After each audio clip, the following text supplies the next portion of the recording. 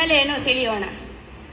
ಹಿಂದೆ ಭೀಮಸೇನನಿಂದ ದುಃಖಿತರಾದ ದೈತ್ಯರು ಮತ್ತೆ ಕಲಿಯುಗದಲ್ಲಿ ಹುಟ್ಟು ಬರಲು ತಮ್ಮ ಸ್ವಭಾವ ತಕ್ಕಂತೆ ನಿರ್ಗುಣನೆಂದು ಪ್ರತಿಪಾದಿಸುತ್ತಾ ಬರುತ್ತಾರೆ.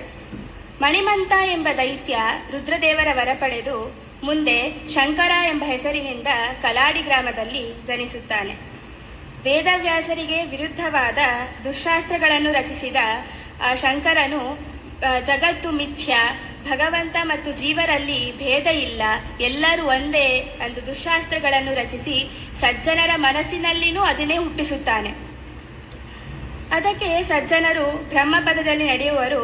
ಬ್ರಹ್ಮಾದಿ ದೇವತೆಗಳು ಮುಕುಂದನನ್ನು ಮೊರೆಹೋಗಿ ಕೇಳಿಕೊಳ್ಳುತ್ತಾರೆ, ಹಿಂಗೆ ಆದರೆ ಏನಪ್ಪ, ನೀನೇ ಕಾಯಬೇಕು ಅಂತ ಕೇಳಿಕೊಂಡಾಗ ತಮ್ಮ ಪುತ್ರನಾದ ಹನುಮಂತನನ್ನು ಕಲಿಯುಗದಲ್ಲಿ ಮತ್ತೆ ಭೂಲೋಕದಲ್ಲಿ ಕಳಿಸಿಕೊಡುತ್ತಾರೆ.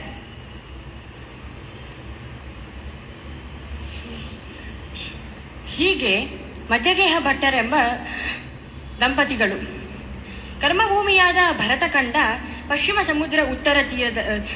ಸಮುದ್ರ ತೀರದಲ್ಲಿ ಉಡುಪಿಯ ಕ್ಷೇತ್ರ, ಅಲ್ಲಿ ಪಾದಕವೆಂಬ ಗ್ರಾಮ, ಪರಶುರಾಮದಿಂದ ನಿರ್ಮಿತವಾದ ಆ ಕ್ಷೇತ್ರ.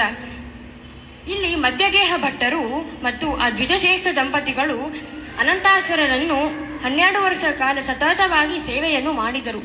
ಸಾಮಾನ್ಯವಾಗಿ ನಾವು ಯಾವುದೇ ಒಂದು ಸೇವೆ ಮಾಡ್ತಾ ಇರುವಾಗ ನಮ್ಗೆ 1 ವರ್ಷ 2 ವರ್ಷ ಮಾಡಿದರೆ ದೇವ್ರ ಮೇಲೆ ಭಕ್ತಿ ಕಡಿಮೆ ಆಗ್ತದೆ, ದೇವ್ರ ಮೇಲೆ ಏನೇನೋ ಕೋಪ ಬರ್ತದೆ. ಆದರೆ ಈ ದ್ವಿಜಶ್ರೇಷ್ಠ ದಂಪತಿಗಳು 1 ಅಲ್ಲ 2 ಅಲ್ಲ 12 ವರ್ಷಗಳ ಕಾಲ ಸತತವಾಗಿ ಅನಂತೇಶ್ವರರ ಸೇವೆಯನ್ನು ಮಾಡಿದರು. ಆ ಸೇವೆಯನ್ನು ಮಾಡಿದ ಫಲವಾಗಿ ಆ ದ್ವಿಜಶ್ರೇಷ್ಠ ದಂಪತಿಗಳು ಗರ್ಭವಾಸವನ್ನು ಪ್ರಾರಂಭವಾಯಿತು. 9 ತಿಂಗಳವಾಯಿತು. ವಾಯುದೇವರು ಒಂದು ಅಂಶದಿಂದ ಧರೆಯೊಳಗೆ ಇಳಿದರು ಮತ್ತು 9 ತಿಂಗಳಾದ ನಂತರ 32 ಸಂಲಕ್ಷಣದಿಂದ ಕೂಡಿದ ವಾಯುದೇವರು ಅವತಾರವಾಯಿತು.